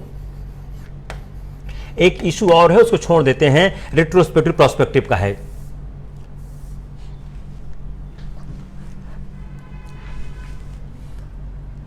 (31C) 31C क्या है? What is 31C? 31C क्या है? 31C का ऑब्जेक्ट क्या है? 31C हमारे सामने क्यों आया हुआ है? तो 31C जो है वो 25th अमेंडमेंट से संविधान में आया है। 25th अमेंडमेंट से वह संविधान में इंसर्ट किया गया है और यह भी वही बोलता है कि 14 और 19 जो 14 और 19 के वायलेशन पर कोई प्रक्रिया नहीं होगी। आप पढ़िए 31C एक बार, तो आप पढ़ते भी रहिए साथ साथ। जो 31C है वह fundamental right versus directive principal की बात करता है। जो 31C है वह fundamental right versus directive principal की बात करता है। 1971 तक जो पोजीशन थी कि फंडामेंटल प्रिवेल करता था डायरेक्टिव प्रिंसिपल पे, 1971 तक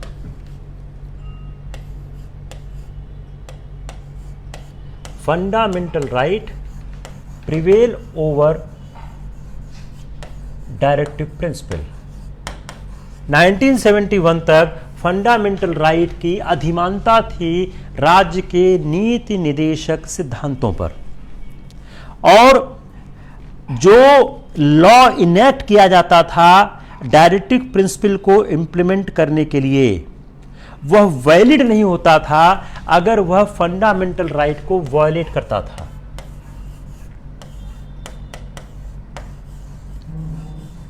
if fundamental right violates to implement, ये बहुत इंपॉर्टेंट आपका सेक्शन है, to implement directive principles law will not prevail. ठीक है? मेरे ख्याल से रफ्तार भी सही है और कॉन्सेप्ट ठीक चल रहा है। तो जो 1970 तक 71 तक था कि फंडामेंटल राइट का डायरेक्टिव प्रिंसिपल पे अधिमानता थी, अगर कोई ऐसा कानून बनाया जाए कि जो फंडामेंटल राइट को वायलेट करता था डायरेक्टिव प्रिंसिपल को इंप्लीमेंट करने के लिए, तो वह नहीं हो सकता था। आर्टिकल 31C ने उस परिस्थिति में चेंज कर दिया और कहा गया जो आर्टिकल 31C आया उसने इस जो पहले की चली आ रही प्रक्रिया है उसने चेंज कर दिया, उसने चेंज कर दिया। और चेंज करके क्या बोला कि जो आर्टिकल 39B और 39C है, अगर 39B और 39C के लिखे प्रावधानों को इंप्लीमेंट करने के लिए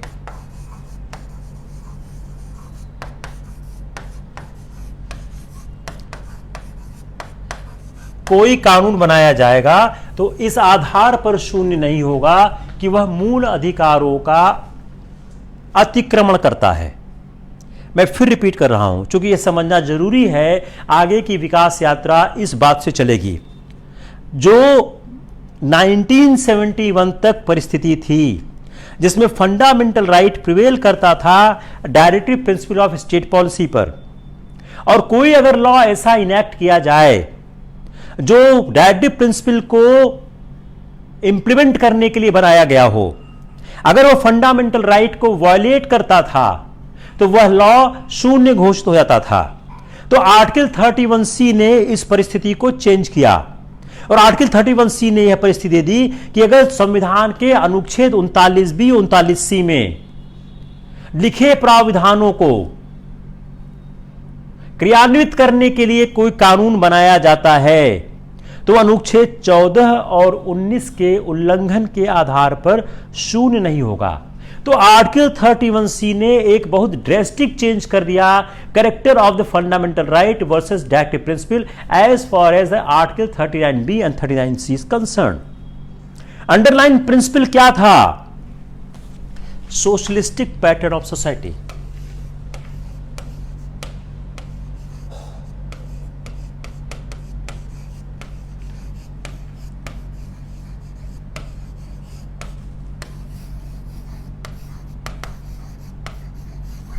क्लियर हो रहा नहीं हो रहा? किसी को समस्या है कोई?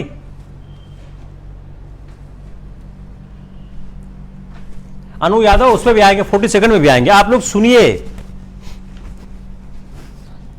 तो व्यू पॉइंट क्या था? Socialistic pattern of society. तो जो आर्टिकल 31C था, अगर देखा जाए तो 31C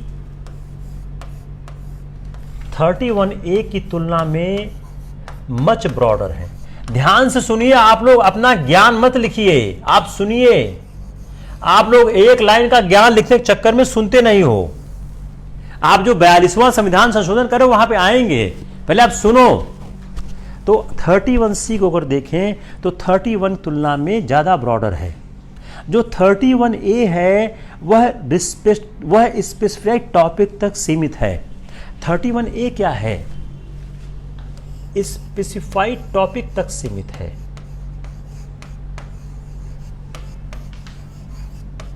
यह क्या है? यह ब्रॉड है, यह ब्रॉड है। 31C ब्रॉड है, 31A क्या है? स्पेसिफिक टॉपिक तक सीमित है। और it did not lay down specific head, इसमें कोई स्पेसिफिक हेड नहीं है। 31A में स्पेसिफिक हेड नहीं है, इसमें स्पेसिफिक हेड नहीं है। 31 की तुलना में इसमें कोई स्पेसिफिक हेड नहीं है, यह ब्रॉड है। 39B और C को लेकर बहुत ब्रॉड परसेप्शन देता है, और यह ऐसा ब्रॉड देता है कि वह सोसाइटी में बहुत मेजर चेंज लाता है as for as 39B and C is concern. जो सेकेंड पार्ट है 31C का, जिसका पर्पस था कि जुरिस्डिक्शन ऑफ कोर्ट को खत्म कर देना, सेकेंड पार्ट था 31C का।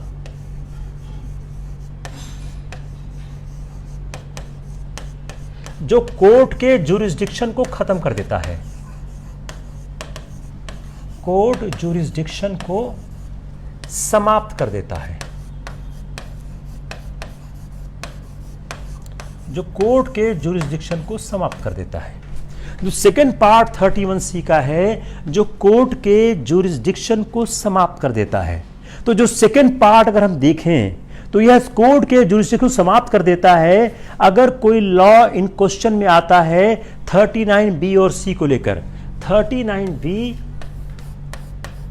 और 39C इस मुद्दे को लेकर कोई कानून बनाता है तो कोर्ट एग्जामिन नहीं कर सकती है।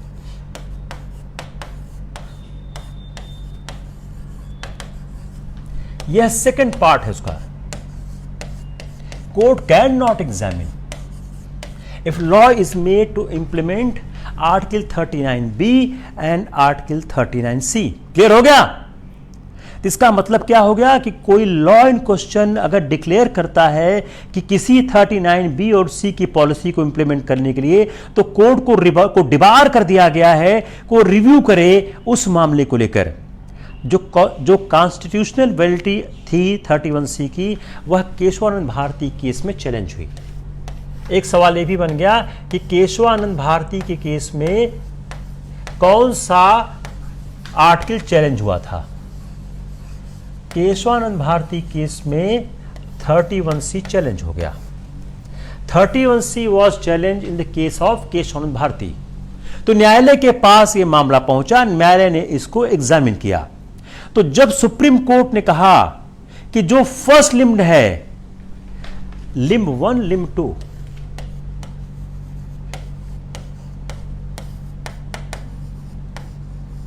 फर्स्ट लिम्ब क्या है? 39B and 39C preference over fundamental right, यह सही है। जो सेकंड लिम्ब है, ousting the court to examine,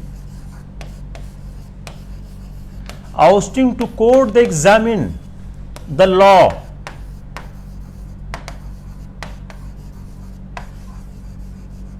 यह गलत है।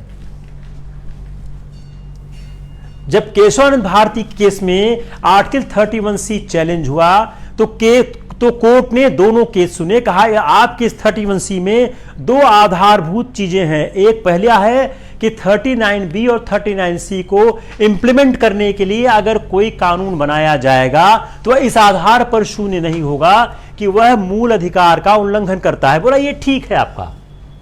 बोला जो दूसरा लिम्ब आपके पास है कि हम इस बात को एग्जामिन नहीं कर सकते कि जो आप कानून बना रहे हैं वह गलत सही है, वह सही नहीं है। तो दूसरा उन्होंने उसको मानने से इनकार कर दिया। तो कोर्ट के पास यह अधिकार है कि वह इस बात को एग्जामिन करे कि 39B और 39C को जो बनाया गया कानून है वह सही है या गलत है, वो देख सकती है। अब 1976 में फिर अमेंडमेंट हो गया इसमें। 1976 में फिर अमेंडमेंट हो गया इसमें। अब अमेंडमेंट क्या किया गया?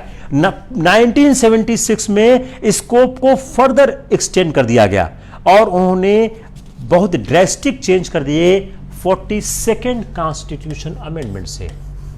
42nd कॉन्स्टिट्यूशन अमेंडमेंट ने इसमें ड्रेस्टिक चेंज कर दिया। उसमें क्या कर दिया कि आर्टिकल 39B एंड C नहीं, all directive principles, preference over fundamental right, कि अगर कोई कानून बनाते हो डायरेक्टिव प्रिंसिपल के किसी भी बिंदु को लेकर और फंडामेंटल राइट का वायलेशन होता है तो आप उसमें वो शून्य घोषित नहीं होगा।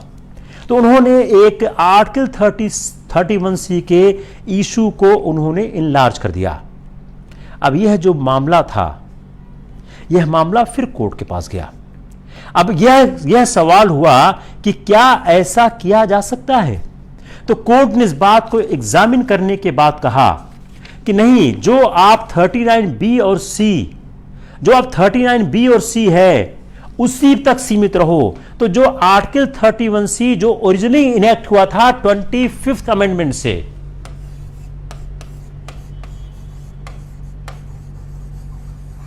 वहां पर कोर्ट वापस ले गई कि जो आर्टिकल 31C जो अमेंड हुआ था 31 जो 1972 में 25th अमेंडमेंट से वहीं तक आप जा सकते हो। तो आर्टिकल 31C जो कॉन्स्टिट्यूशनल हेल्ड किया गया केशवानंद भारती के केस में, और जो 1976 में उसके स्कोप को एक्सपेंड किया गया by 42nd amendment of the constitution कि सारे डायरेक्टिव प्रिंसिपल्स को फंडामेंटल राइट पे प्राइवेसी दी जाएगी, यह जो अमेंडमेंट था यह इनवैलिड कर दिया गया। किसमें किया गया था? मिनर्वा मिल्स केस में।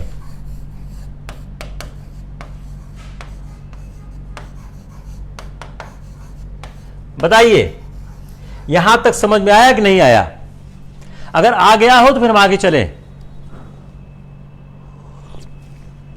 अगर यहां तक समझ में आ गया हो तो हम आगे चलते हैं। किसको नहीं आया? आप लोग लिखते रहा करो, पढ़ाने वाले का मन लगा रहता है। बताइए।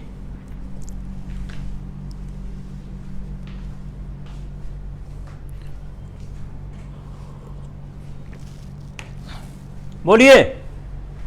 Understood all points. Very good, very good, very good. तो आप इस समय क्या हो गया मिनर्वा मिल्स के बाद कि उसी पॉइंट पे पहुंच गए कि 1939B और 39C, इसके अलावा और मामलों में आप फंडामेंटल राइट को वॉयलेट करने वाला कानून नहीं बना सकते हो। अब 44वां संविधान संशोधन एक कदम और आगे आ गया। उसने क्या बोला? आर्टिकल 301 बना दिया, 300A, और क्या बोला? इसको लीगल राइट बना दिया। अब यह फंडामेंटल राइट का पार्ट ही नहीं रह गया, उसको आपने पार्ट 3 से बाहर ही कर दिया। तो अब क्या बोलते? अब नया एक्ट क्या आ गया? अगर आप आर्टिकल 300A पढ़ें, क्या है? No person shall be deprive his property से बाय अथॉरिटी ऑफ लॉ। तो अथॉरिटी ऑफ लॉ के अलावा आप किसी भी तरह से आप किसी व्यक्ति की प्रॉपर्टी नहीं ले सकते हो। ये मेरे ख्याल से आपका कंप्लीट प्रॉपर्टी लॉ हो गया। तो अगर इन फ्यूचर प्रॉपर्टी लेनी है तो प्रॉपर्टी लेने के लिए आपको एक कानून बनाना पड़ेगा, उस कानून के द्वारा ही प्रॉपर्टी को आप ले सकते हो। Hope it is clear? मैंने सोचा था मैं ब्रेक दूंगा, लेकिन मैंने घड़ी देखी तो 1.5 घंटा हो चुका था। Sorry, I have overshoot the time, otherwise I have made the policy कि मैं 1 घंटे से ज़्यादा क्लास नहीं लूँगा। चूँकि मैंने बड़ी रिसर्चें पढ़ी हैं और सब ये बोलते हैं कि 1 घंटे से ज़्यादा क्लास नहीं चलनी चाहिए। आज मेरा उद्देश्य यही था, लेकिन जब मैंने वॉच देखी तो ऑलरेडी 1.5 घंटे हो चुका था, इसलिए ब्रेक नहीं दिया। But I will try to take this issue further कि आपकी क्लास 1 घंटे से ज़्यादा न चले। कोई अगर आपको समस्या हो तो आप ज़रूर पूछें, मैं ज़रूर आंसर करूँगा। क्वेश्चन आंसर सेशन में हम लोग स्टार्ट करते हैं, चूँकि आप लोगों के क्लैरिफिकेशन भी ज़रूरी है। अगर क्लैरिफिकेशन आप लोगों का आता रहेगा तो सवाल बेहतर रहेगा। अगर आपको कोई दिक्कत है, कोई समस्या है, तो आप ज़रूर बताएं। यस कौस्तुभ, राइट, हमको पता नहीं चला। जब मैंने देखा तब मुझे लगा कि आदित्य अपने भी बहुत रिसर्च करते हैं। अपना कोई भी क्लास ऐसा नहीं होता है कि जब मैं बगैर पढ़े आऊं, और हमेशा मेरी कोशिश ये होती है कि जब मेरा लेक्चर पूरा हो तो कोई भी सवाल जो यूपीएससी बनाने की कोशिश करे वो मेरे लेक्चर से बाहर न जाए। कई बार मुझे लगता है कि ये पॉइंट छूट गया, वो पॉइंट क्या है। अपने पास एक दिक्कत और भी है, कई बार देखता हूँ कि आप लॉ के स्टूडेंट हो या जीएस के स्टूडेंट हो, लेकिन जब मैं क्वेश्चन पेपर देखता हूँ तो क्वेश्चन पेपर ऐसा देख के बनाते नहीं हैं कि क्या लॉ का है और क्या जीएस का है। तो अगर आप सिविल सेवा के, मैं बेसिकली सिविल सेवा ही पढ़ाता हूं, मैं बहुत ईमानदारी से स्वीकार करता हूं कि मैं स्टेट सर्विस के बजाय सिविल सेवा ज़्यादा पढ़ाता हूं। क्योंकि अगर आप एक बार सिविल सर्विसेज की तैयारी कर लीजिए तो स्टेट सर्विस क्या है, वो एक केक वॉक, उसमें कुछ खास इशू रह नहीं जाता है। जितने भी एस्पायरेंट ने आईएएस की तैयारी अच्छे से की है, उन्होंने उन्होंने सिविल सेवा के बारे में, उन्होंने स्टेट सर्विस बहुत आराम से क्लियर कर ली है। मैं इस बात की गारंटी लेता हूं कि जो भी आदमी मेहनत से पढ़ेगा वो खाली हाथ घर नहीं जाएगा, वह कुछ न कुछ लेकर जाएगा। अब आईएएस मिलता है, आईपीएस मिलता है, आईआरएस मिलता है, एसडीएम मिलता है, डिप्टी एसपी मिलता है, इसके बारे में तो कहना आसान नहीं है, लेकिन एक रिस्पेक्टेबल पोजीशन लेके जरूर जाएगा। तो ईश्वर ने चाहा तो आप सब लोग बहुत अच्छा करोगे। ईश्वर की एक इनायत है, ईश्वर की एक कृपा है कि उन्होंने एक विज़न दिया कि हम लोग इसको आरंभ कर सकें और जो शहर का गौरव है वापस आवे, इस पर हम लोग काम करने की कोशिश कर रहे हैं। मैं बार बार कहता हूँ, आप लोग किसी भी कोचिंग इंस्टीट्यूट में मत जाइए। अगर आपने एडमिशन लिया है, जाना बंद कर दीजिए। मैं इसको बार बार रिपीट इसलिए करता हूं कि जो कॉमर्शियल कोचिंग इंस्टीट्यूट है उनका इंटरेस्ट दूसरा होता है। उनको एक ग्रेटर मास को इकट्ठा करना होता है कि ज़्यादा से ज़्यादा लोग इकट्ठा हो जाएं, क्योंकि पैसा वही देते हैं। सिलेक्शन पाने वाला लड़का पैसा कम देता है। तो इसलिए आप लोग पढ़ने की कोशिश करें। कोई समस्या हो जरूर बताएं। मैंने आपसे पहले ही कहा कि मैं आपकी पूरी पॉलिटी कंप्लीट करूंगा, पूरी मॉडर्न इंडिया कंप्लीट करूंगा, पूरा कल्चर करूंगा। इकोनॉमिक्स में मेरी एक स्ट्रेटजी है कि इकोनॉमिक्स में पढ़ाने की कोशिश करता हूं। करंट अफेयर्स में वो लगातार चल रहा हूं। शायद साइंस भी करूं, कोई टीचर नहीं मिलेगा। हम लोग टीचर तलाश जरूर रहे हैं। अगर टीचर मिलता है तो कुछ पार्ट टीचर करेगा, अगर नहीं मिलता है तो it is my responsibility to complete your course. मैं आपसे फिर अनुरोध करूंगा, आप लोग जो मेरा यूट्यूब का लेक्चर है उसको सुन के आइए। उससे लेक्चर के स्टैंडर्ड को बढ़ाने में मदद मिलती है। तो आप सब लोग जो online IAS classes by Virendra Jha YouTube channel को ज्वाइन कर लीजिए, उसके लेक्चर को लगातार सुनिए। उसमें कल्चर पे अकेले 69 लेक्चर हैं। हमने आपके पिछले 10 सालों के क्वेश्चन पेपर एनालाइज किए, उसके 42 लेक्चर हैं। तो आप समझ सकते हैं कितना इफोर्ट पुट इन हुआ है वहां से पढ़ाने के लिए। तो उसका फायदा मिलना चाहिए। आप लोग वहां से मटेरियल सुन के आवेंगे तो यहां पर हम लोग और बेहतर पढ़ाई करा सकते हैं। अपना एक ही लक्ष्य है कि बेहतर से बेहतर शिक्षा प्राप्त हो। तो आप लोग उसको सुन के आए, आप लोग उसको जरूर ज्वाइन करें। मैं ये भी कहूंगा कि आप लोग सुन के वहां कमेंट लिखें। उससे क्या है, मैं राइटिंग एबिलिटी इंप्रूव करने पर बहुत ध्यान देता हूं। राइटिंग एबिलिटी इंप्रूव करने का रास्ता क्या है? रेगुलर लिखना, रोज लिखना। तो आपको रोज लिखने क्या है, आप रोज डायरी लिखिए। आप YouTube का जो लेक्चर लिखिए उसको आप समराइज करने की कोशिश करिए, उसे YouTube पे लिखिए। मैं आपके सारे कमेंट पढ़ता हूं, चाहे आप YouTube पे लिखें, आप यहां पर लिखें। उस कमेंट के आधार पे मैं व्यू पॉइंट बनाता हूं कैसे आपको गाइड किया जाए। आपका मॉक टेस्ट हम बहुत जल्दी लेंगे। आप लोग जो कहते हैं मार्गदर्शन का भी चैट ज्वाइन करिए, इलाहाबाद का भी ज्वाइन करिए। हम लोग आपका एक ऑनलाइन मॉक टेस्ट लेंगे। हमारी कौस्तुभ की बात चल रही, बहुत जल्दी हम आपका मॉक टेस्ट भी लेंगे ताकि आप में हम देख सके कितना इंप्रूवमेंट हो रहा है। Take care. कल आप लोगों की शायद मॉडर्न इंडिया है। मैं पहले बताया कि आपका 1885 से 1922 तक इलाहाबाद विश्वविद्यालय परिवार पेश पे कर रहा हूं। 1885 से 1927 तक इलाहाबाद विश्वविद्यालय पेश कर रहा हूं। 1927 से 1947 ये हम ऑनलाइन आईएएस क्लासेस यूट्यूब पे कर रहे हैं। कल का सेशन कंप्लीट डेडिकेटेड है 1939 से 47 के प्रीलिम्स के सवालों को लेके। तकरीबन 40 सवाल मैंने बनाए हैं। कल मैं उन 40 सवालों को आपके सामने हैंडल करने की कोशिश करूंगा। Take care, good day, I will see you tomorrow.